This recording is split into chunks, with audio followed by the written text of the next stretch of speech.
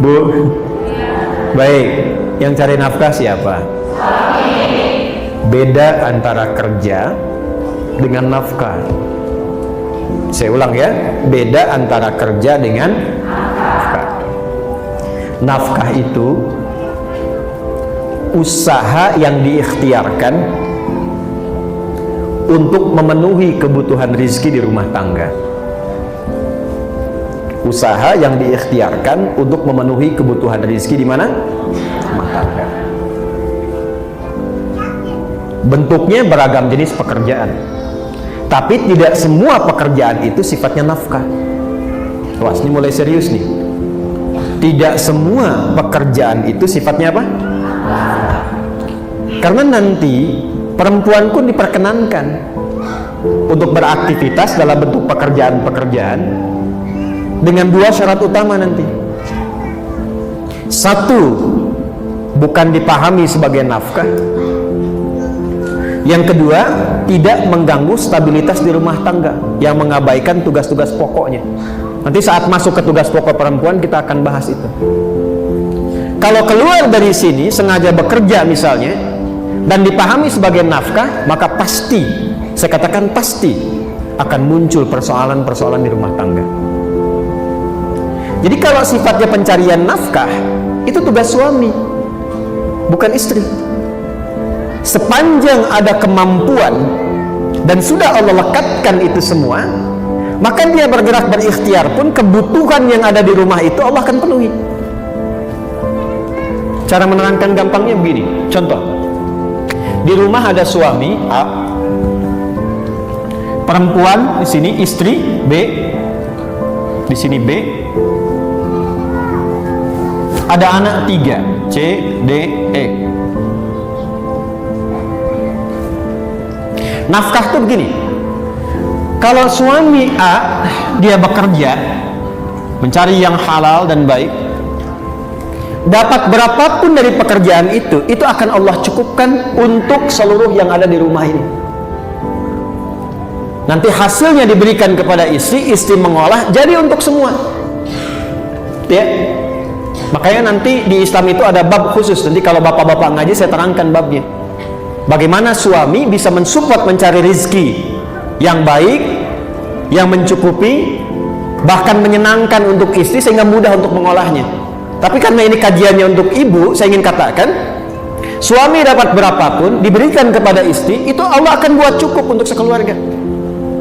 Sebaliknya, kalau istri memaksa, memahami untuk bekerja sebagai nafkah ke sini, maka sebanyak apapun yang dibawa ke rumah itu tidak akan pernah menjadi cukup untuk kebutuhan keluarga, dan selalu akan lahir persoalan-persoalan di dalamnya.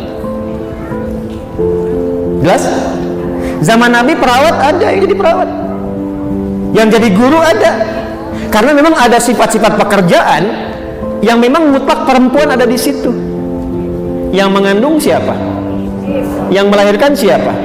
Perempuan. Masa yang periksa laki-laki? Saya ulang, yang mengandung siapa? Yang melahirkan siapa? Anu ngababarkeun saha?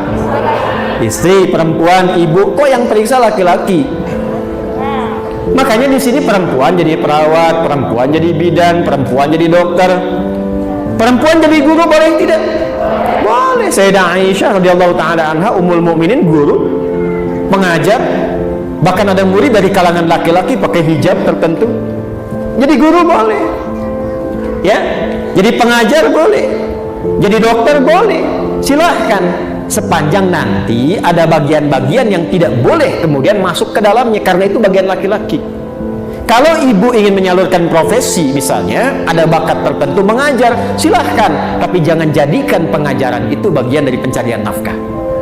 Jelas? Nah, nanti hitung-hitungan kesananya, harusnya kerjasama, kesananya malah hitung-hitungan.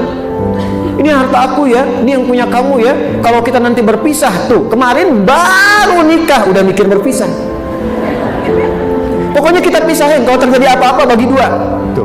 Kalau terjadi ibu tuh mau nikah apa mau pisah? Ini perusahaan atau rumah tangga yang sahamnya dibagi-bagi. Jadi nggak jalan, zauj akhirnya tidak berjalan. Kan nikah itu azwaja, Wa min ayatihi an khalaqalakum min anfusikum azwaja. Jadi partnershipnya bersama-sama menata keluarga, bukan membagi-bagi untuk berpisah. Ya, irhamukillah. Paham sampai sini? Halo? Nah, ibu mau jualan boleh tidak? Mau dagang boleh tidak? Boleh. Sayyidah Khadijah kan pedagang ulung. Silakan. Tapi problemnya jangan sampai kemudian masuk ke ranah siapa? Laki-laki. Karena terjadilah kata Nabi, referensinya Musnad Imam Ahmad. Dalil hadis-hadisnya. Kita pakai Quran hadis aja ya, biar lebih otentik. Hadisnya buka Musnad Imam Ahmad bin Hanbal radhiyallahu taala anhu rahimahullah. Musnad yang ke-6 Abdullah bin Mas'ud radhiyallahu taala anhu. Rawinya Abdullah bin Mas'ud. Nomor 415. Awas, ibu mesti hati-hati ya, karena ini bisa terjadi, Bu. Dan saya kira hadisnya sekarang sudah berlaku. Inna baina yaday sa'ah atau inna baina yaday sa'ati. Sungguh masa-masa mendekat ke akhir zaman itu akan terjadi sebagai berikut. Sungguh masa-masa menjelang akhir zaman itu akan terjadi sebagai berikut. 1. Taslimul khassah. Terjadi gerakan eksklusivisme.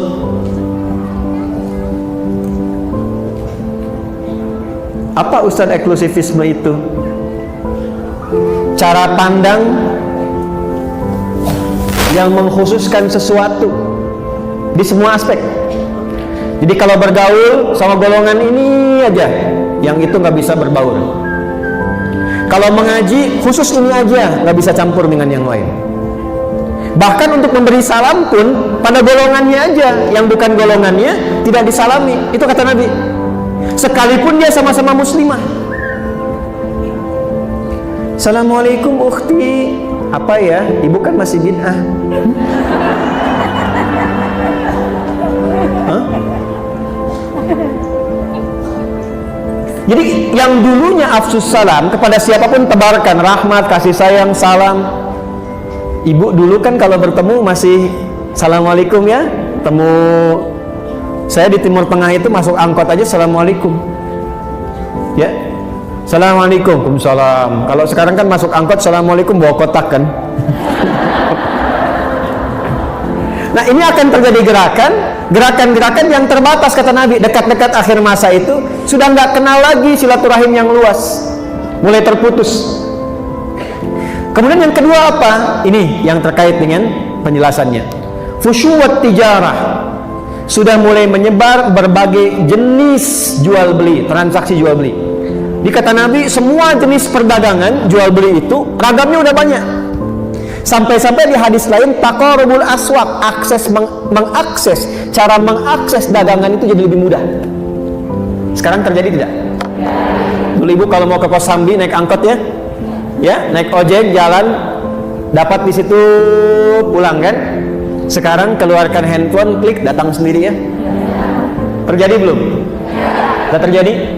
Dan sekarang luar biasanya ragamnya jadi banyak ya pilihannya. Klik makanan banyak semua pilihan. Model jilbab banyak tuh kelihatan. Jadi ibu mau klik apa aja keluar produknya banyak kan? Di satu segmen itu banyak ragam.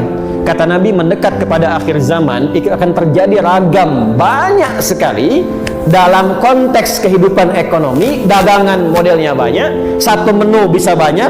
Ibu kalau keluar saya tuh bingung tuh. Sate aja sekarang banyak. Sate A, sate B, sate C, sate ini. Ya. Kemarin mau kurban grade D aja banyak ya. Kurban grade A, kurban grade B, kurban grade C.